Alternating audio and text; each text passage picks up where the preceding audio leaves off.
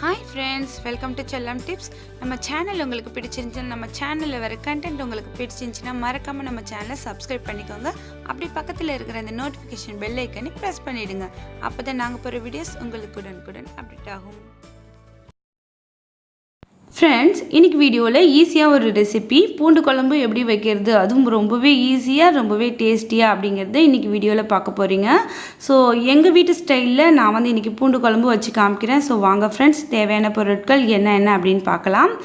இப்போ வந்து பூண்டு வந்து இவ்வளோ தாண்டி இல்லை, ஸோ எவ்வளோ வேணாலும் உங்களுக்கு உரிச்சி எடுத்துக்கோங்க. ஸோ இப்போ நான் வந்து ஒரு 4 பூண்டு அளவுக்கு உரிச்சி எடுத்திருக்கேன். அப்புறம் வந்து ஒரு 10லிருந்து ஒரு 15 சின்ன வெங்காயம் உரிச்சி எடுத்திருக்கேன். சின்ன வெங்காயம் இந்த பூண்டு குழம்புக்கு ரொம்பவே டேஸ்ட்டாக இருக்கும். 2 நல்ல பழுத்த தக்காளி, கொஞ்சமாக கொத்தமல்லி கீரை. ஸோ அவ்வளோதான். இப்போ வந்து மசாலா அப்படின்னு பார்த்தீங்கன்னா குழம்பு தூள் வந்து ஒரு 2 ஸ்பூன் எடுத்திருக்கேன். மஞ்சள் தூள் 1/4 ஸ்பூன், மிளகாய் தூள் 1 ஸ்பூன், மிளகுத்தூள் 1/4 ஸ்பூன். ஸோ அவ்வளோதான் ஃப்ரெண்ட்ஸ். இப்போ வந்து நம்ம வந்து ஒரு நெல்லிக்காய் சைஸில் வந்து புளி வந்து நான் ஊற வச்சுருக்கேன். ஸோ தண்ணி விட்டு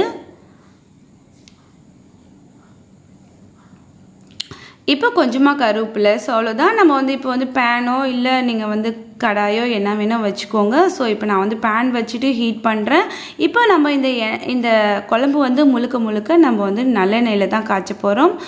அதால் நம்ம தாராளமாகவே நம்ம வந்து நல்லெண்ணெய் யூஸ் பண்ணிக்கலாம். ஒரு 4 ஸ்பூன் அளவுக்கு நான் வந்து இதில் விட்டுருக்கேன். இதில் வந்து நம்ம இப்போ வெந்தயமும் கடுகும் போட்டு தாளிச்சிக்கலாம்.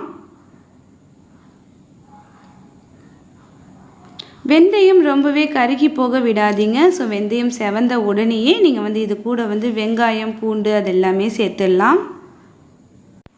இப்போ இந்த வெங்காயமும் பூண்டுமே நல்லா வதங்கட்டும். ஸோ நல்லா இந்த எண்ணெயிலேயே வதங்குற வரைக்கும் நம்ம வெயிட் பண்ணலாம். ஸோ இது வதங்கினதுக்கப்புறம் நம்ம இது கூட வந்து கருவேப்பிலை, தக்காளி அது எல்லாத்தையுமே நம்ம வந்து சேர்த்துடலாம். இப்போது தக்காளி சேர்த்தாச்சு. ஸோ தக்காளி வந்து நல்லா வதங்கட்டும். ஸோ அதுக்கிடையில் நம்ம மஞ்சள் தூள், மிளகாய் தூள், மிளகுத்தூள் ஸோ அது எல்லாத்தையுமே இது கூட சேர்த்துடலாம். இது எல்லாத்தையுமே சேர்த்து நம்ம நல்லா வதக்கணும்னா தக்காளி வந்து நம்ம நல்லா கரைஞ்சி வெந்துடணும். ஸோ அந்த அளவுக்கு நம்ம வந்து இதை வதக்கி விட்டுக்கலாம். இப்போ தக்காளி நல்லாவே கனிஞ்சி வெந்துருச்சு. ஸோ இந்த டைமில் வந்து நம்ம குழம்பு தூள் இது கூட சேர்த்துடலாம். அந்த குழம்பு தூளோட ரா ஃப்ளேவர் போகிற வரைக்கும் நம்ம வந்து இந்த எண்ணெயிலேயே இதை வதக்கி விட்டுடலாம். இப்போ நம்ம புளி கரைச்ச தண்ணியே இது கூட சேர்த்துடலாம். இது சேர்த்துட்டு நம்ம வந்து தேவையான அளவுக்கு இது கூட தண்ணி ஆட் பண்ணிவிட்டு நம்ம மூடி போட்டு கொதி விட்டு இறக்கணும். அப்படின்னாக்கா நமக்கு வந்து நம்மளோட பூண்டு குழம்பு ரெடி. ஸோ இப்போ வந்து நம்ம தேவையான அளவுக்கு தண்ணி சேர்த்துட்டு நம்ம வந்து உப்பு சேர்த்துடலாம்.